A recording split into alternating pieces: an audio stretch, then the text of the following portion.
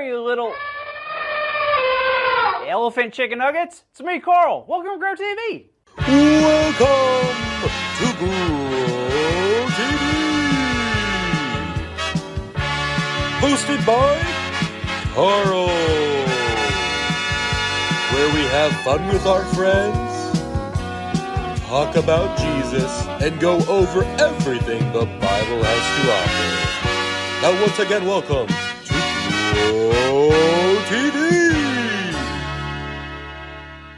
Yo, you aren't gonna believe where I'm at right now. I'm at the elephant exhibit! And wow, these things are massive. Elephants are the largest land animal, and they spend 16 hours a day eating. No wonder they can't jump. Tell you what, I'm half tempted to jump over that fence and start riding one. But I think there may or may not be a rule against that. Either way, these creatures are just so fascinating. Want to learn some more? Me too. Hey man, how you doing? Hi Andrew, I'm great. I just want to go over some cool elephant facts with the kids. Awesome, I'm always down to learn. Let's hear it. It says here that elephants can communicate with each other from up to 5 miles away. Holy moly, they can also live up to 70 years old? Look at this. This one's rubbing mud all over itself. Apparently they use mud as some type of sunscreen. Who knew? Alright, last fact. It says here that elephants have incredible memory. They can remember faces and other elephants that they haven't seen in over 20 years. That is amazing. I bet King Belshazzar wishes he was part elephant. What in the world are you talking about? It's because, you know, he forgot about the whole...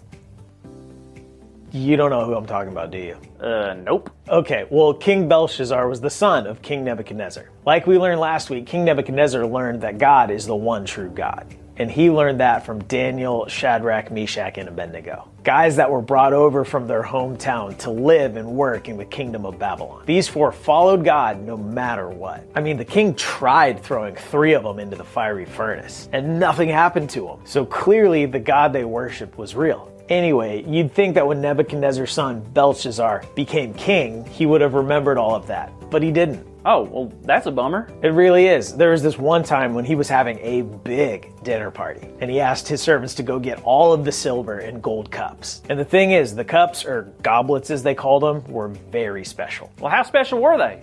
Well, these cups were taken from the temple in Jerusalem back when Daniel was taken as a slave. They were used to worship and honor God. Not for silly parties and worship of idols, but that's what the king was doing. He was using the goblets to worship other gods, who aren't really gods anyway. Oh yeah, well that's like really disrespectful.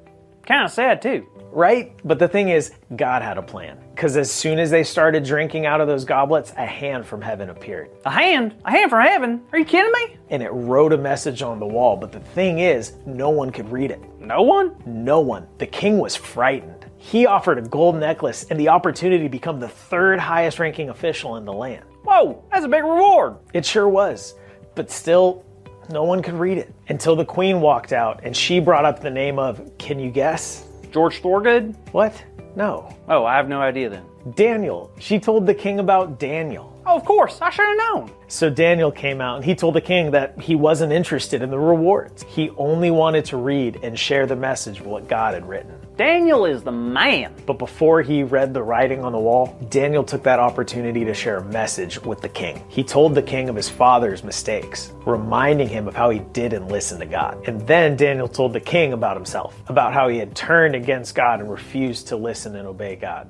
Wow, that's some heavy stuff. You ain't lying. Then Daniel decided to tell the king about what the writing on the wall meant. He said this, God has numbered the days of your reign and brought it to an end.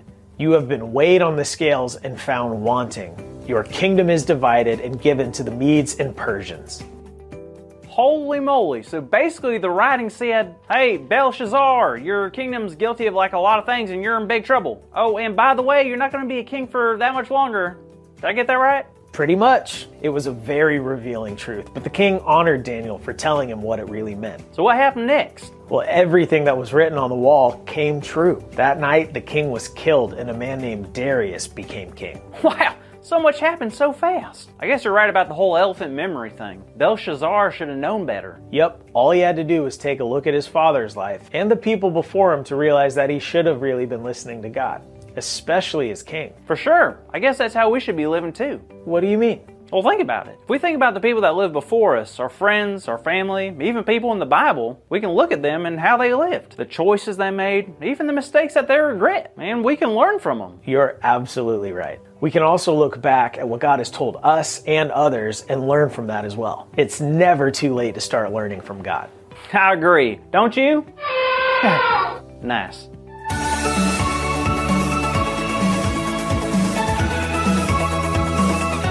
Hey there, kids! Did you have a good time learning more about Daniel? Now, I'm just gonna assume all of you said, yes, we loved it. All right, well, today's big idea is something truly special. It's, I can keep learning. God is with me. Now, you know the drill. Let's roar that big idea out as loud as we can. Ready? 1, 2, 3. I can keep learning. God is with me! Awesome job, everyone! Now, speaking of roars, I heard next week's episode has a lot of lions. I don't know, just what I heard. Anyways, I hope I can see you then. Bye, kids! Thank you for watching, and tune in next week for a new episode of Road